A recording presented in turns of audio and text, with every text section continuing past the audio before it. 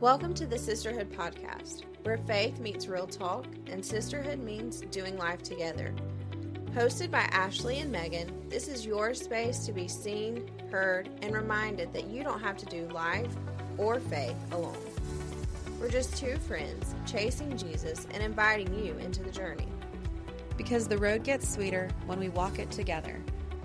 Whether you're navigating your purpose, building community, or just need a soul refresh, we got you. So grab your coffee and pull up a seat at the table. This is the Sisterhood Podcast. Let's grow in faith together. Hey friends, welcome back to the Sisterhood Podcast. I am your host today. It's just me, Ashleigh, and honestly, I'm very excited for today's episode. I'm excited because we're talking about something that every single one of us feels this time of year. And that is peace, or should I say the lack of it. Because listen, if peace on earth is the goal, why does my December calendar look like a hostage situation? There are parties and plays and programs and all the things that we have going on. And I'm convinced that Christmas is the month where women turn into event planners, magicians, interior designers, personal shoppers, bakers, therapists, and emotional support humans all at once. And somewhere in the middle of doing all the things, we wonder, I've asked this myself, why don't I feel peaceful? So today we're going to talk about peace for the girl who's doing too much this Christmas. The girl with the mental load. The girl who's trying her best. The girl with a full heart and a full calendar. So let's just say this one thing. Women carry Christmas on our backs. We are the rememberers. We hold the invisible list. We make the magic happen. It's stuff like remembering every play, party, and church event, tracking who we still need gifts for, wrapping presents at midnight, managing family dynamics, budgeting, creating memories, taking the Christmas photo, even though everyone is over it, keeping the traditions alive because we did it last year. And one of those I tried to start this year was doing a Christmas puzzle. And this puzzle might be the death of me because it's a Grinch puzzle. Our family loves the Grinch and how the Grinch stole Christmas. My Nana got me started on that when I was a little girl.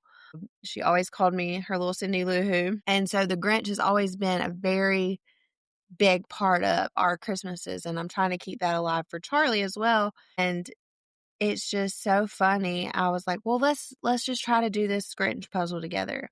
And I was like, well, the only size they had was 1,000 pieces. And I was like, this is a little ambitious, but we'll try it. I have been working on this puzzle for almost a week now, and I still feel like I have 900 pieces left. I think I've maybe got 100 pieces put together, but there's so much white around the border, and it's been a whole thing. But this might be one of those traditions that we scale down next year. But we do all of these things because we care. We want our homes and our families to feel held, loved, and seen. But here's the thing that nobody says out loud. It is really hard to feel peaceful when you are carrying 14 rolls, and I'm saying rolls as in ROLES, not dinner rolls, and 3 Target bags at the same time. And it's funny because just when we think we're finding our Christmas rhythm, something happens. The school sends an unexpected email. Someone needs a last-minute dish. Amazon loses a package. A gift breaks. Kids get sick. Plans change. And then poof, there goes our peace. For me, I've had moments in December where I literally stop and think, why does this feel like a full-time job with overtime that nobody approved? And I don't even work a job that has like approval for overtime. I work for our church. So I'm constantly in that overtime arena. But that's when I have to remind myself that peace is not a reward for getting everything done. It's not something you deserve once the last gift is wrapped. It's not the gold star at the end of the perfect to-do list. Peace is something Jesus brings into the chaos, right into the middle of it. And if you've been following along on our social media, you've seen that we've been doing a reading challenge, a December reading challenge, and kind of doing an Advent series on top of it. So the first week, last week, our word was hope. And this week, our word was peace. And the post that we made yesterday was just peace right in the middle of all the things and all the chaos. And so we're going to talk about that in this episode some. But first of all, we're going to talk about the expectation trap. And you hear that word, and I automatically go to like not communicated expectations. So expectations are the biggest thief of peace in December. The version of Christmas we think we're supposed to create. Every year we get sucked into the expectation trap, comparing our holiday to someone else's highlight reel. And I'm so very guilty of that. You watch all of these homes become just this cozy, peaceful, seemingly just Christmas wonderland. And you're sitting there thinking, I need all of these things. Feeling like the house has to look perfect. Thinking our kids need the full experience or they'll be emotionally damaged forever. Believing everyone else is doing more. Thinking we need to be the glue holding Christmas together. And honestly, it's exhausting. So I have made a list that is both embarrassing and maybe a little funny. But here are 10 things we do in December that Jesus never asked us to do. And these are things that I have personally done, or I've in looking on social media and just with my friends, I've seen this done. Now, if I share something on this list that you are currently doing, this is not me shaming you. This is just things that I've observed that I feel like we do to ourselves to meet some kind of expectation. And it's expectations we put on ourselves. And we're going to start off strong with matching pajamas for the whole family, including the dog. And I did that this year. We have matching Grinch pajamas for every single one of us. And Dolly got a little, she's too big for it now, but she does have a bandana that matches as well. The second thing is creating elf on the shelf moments that require an engineering degree. I've seen so many of these parents on social media creating these most elaborate elf on the shelf moments. And I'm like, my heavens, the amount of energy and time that goes into that. I just wouldn't. We never started it in our home, but if you do it, more power to you because it looks exhausting. But yes, so that's the second thing. The next thing is buying 47 types of wrapping paper. It wasn't until I had Charlie that I started like actually wrapping gifts. I used to be the person that did everything in bags. And I have slowly become more of a wrapping paper type. And I've got more elaborate in adding bows, but it's only 2 rolls for me. But you do see the ones that have a different wrapping paper for each person in the family. And if you come from a family like mine, when there's 14 children, that can get a lot. But anyways, the next one is making themed breakfasts like we live inside a Hallmark movie. Next, cooking for events we did not volunteer for. Hosting things we don't have the energy to host. Trying to curl ribbon that refuses to curl. Filling our calendars with every Christmas event known to mankind. Acting like our entire worth hangs on the Christmas family photo. And a lot of people now with these family photos do them before Christmas so they can get them out on their Christmas cards and everything like that. But even the ones like we take during our kids' programs or holiday parties or whatever, we try to make the aesthetic so important that we miss the memory and the moment that we're making in that. And then the last thing is pretending to enjoy fruitcake. I've seen people actually gift this, and it just, I've looked at them, and it's never been something that I'm like, this looks really good. I think I would enjoy that. But there have been people that I see give these fruitcakes, and I'm just like, I don't know. But anyways, pretending to enjoy fruitcake.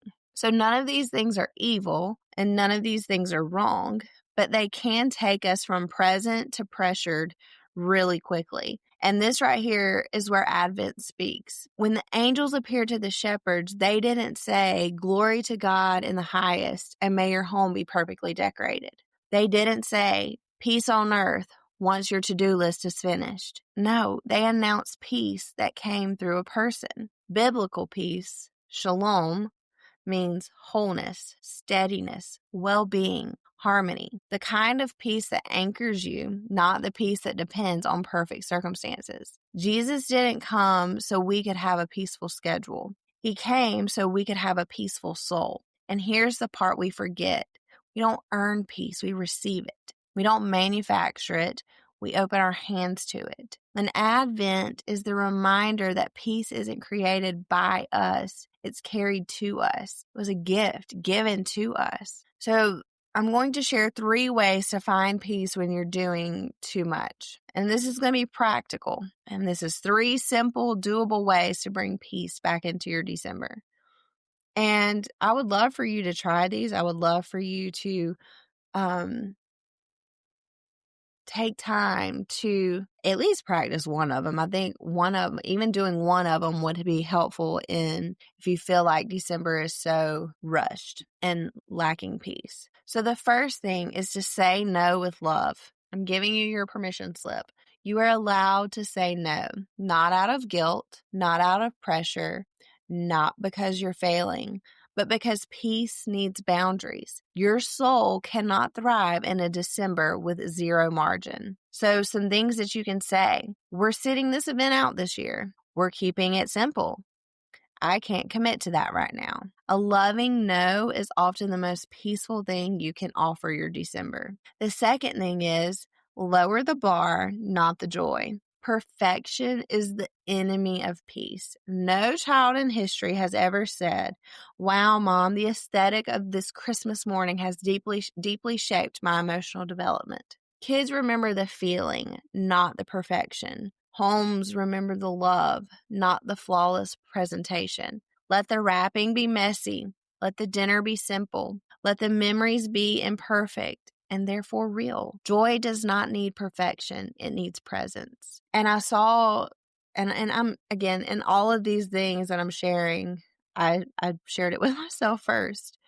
And I saw I think it was a reel or a TikTok, but on Christmas Eve, this family does a night in Bethlehem, to bring in a different component. And so they do a simple meal like you would do around like meats and cheeses and like the breads and different things like that to kind of mimic what would have been eaten during that time.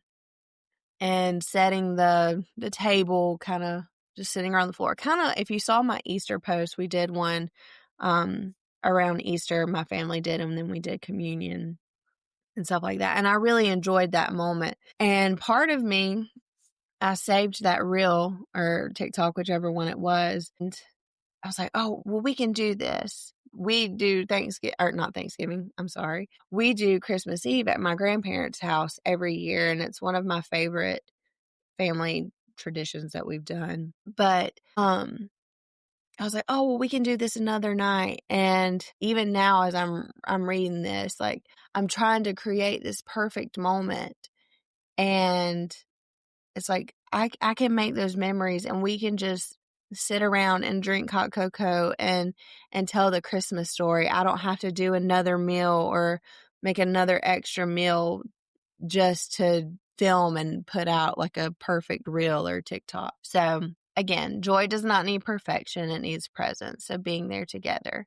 And then number 3, let something drop on purpose. Every December, we tell ourselves we can do just one more thing. But here's something wild. You're actually allowed to intentionally not do something. Pick one thing today to let go of. The extra baked goods, the 4th Christmas event, cleaning the whole house, over-gifting, saying yes to everything. The world won't fall apart. Your Christmas won't crumble. In fact, you may feel lighter instantly because peace isn't found in more. Peace is found in less. And I think it matters that Jesus came in simplicity, not in spectacle. He came in a manger, a quiet night, ordinary people. He showed us that peace thrives in simplicity. So if you're listening today and feeling overwhelmed, tired, stretched, behind, pressured to create the perfect Christmas, let me just speak this over you. You are doing a lot, and you're doing it well. Your heart for your home and your people is beautiful, but you were never meant to carry Christmas on your back. Jesus is your peace. He is your steadiness. He's your calm place. He's your enough. And you're allowed to slow down. You're allowed to rest. You're allowed to enjoy this season instead of surviving it. So find one tiny moment of joy today and say no to one thing that's stealing your peace. Let yourself breathe again. And again, this is all things that I am saying to myself. And if my husband listens to this, he's probably like, yes, ma'am, you need to do all of those things. But it's hard because we do want to make this season so special for our children and for those that come into our home. I know we have Bible study coming up on this coming Tuesday, and it's in my home, and so I'm like, well, I need to do all of these things to make my home feel special and welcoming to these women that are coming in.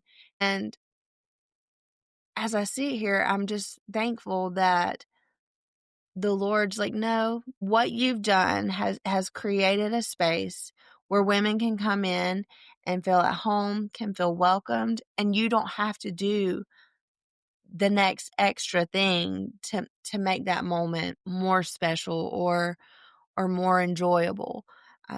A lot of times when we get together, we feel like we have to do so much more. And again, Jesus was born into simplicity. And I think that should be kind of how we should look at Christmas, instead of all the things that we have to do. And that may be my goal for next year. We'll see if it happens. I feel like we're too far into December this year to slow things down, but realizing that maybe we don't have to commit to everything, that the kids, they don't have to participate in every event, that you can create special moments at home with them, or whatever you want that to look like. But I just want to say this quick prayer for you and over you today. I hope you've been following along on our Advent series and our Slow and Sacred December reading challenge that we're doing. We really wanted to push something out for December that we could all do together. And I love seeing your responses that come in over the polls that we're doing in our stories.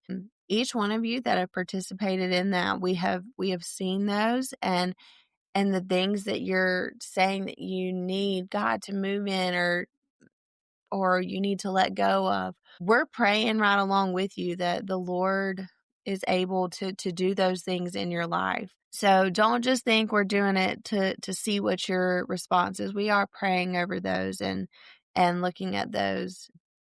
I hope that you enjoy those and that you continue reading just these verses with us every day. And so let me pray. Jesus, thank you so much that peace isn't something we chase, but it's coming to you, and it's you that came close to us. And I pray that you would help us release the pressure of perfection and receive the peace that you offer us. Lead us into a December that feels lighter, steadier, and full of your presence. And it's in Jesus' precious and holy name we pray. Amen. I love you guys, and thanks for letting me do a solo episode with you. We'll be back next week to wrap up season 3. This has been such a great season. We haven't really wanted it to end. It felt like we're finally feeling at the point like, okay, we can wrap up season 3. So we're going to be posting some things out on social media. Be sure to answer those. We're going to put like a question box of what you enjoyed most from season 3, guests that you would like us to have for season 4, all of those things. So be sure to watch for that on social media. We love you guys so much. And we're so thankful for you and just how you continually come each week and listen or watch. We really do appreciate it. Have a great Thursday, and we will see you next week. Bye.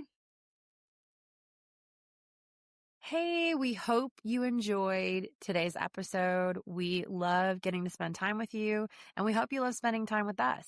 Yes, and if you enjoyed it, we want you to go to Spotify, Apple, ever you listen, and please give us a like, a thumbs up, a rating, Yes. because this helps get it out to more people so that more people can hear about Jesus and how amazing he is. It's not anything for us. It's just so people know his goodness. Yeah, it helps us to be able to do more, to reach more. So hit those stars, hit those likes, leave a review. Tell us what you enjoyed. Tell us what you want more of. We want to hear from you. And as always, thanks for joining us this week, and we'll see you next week.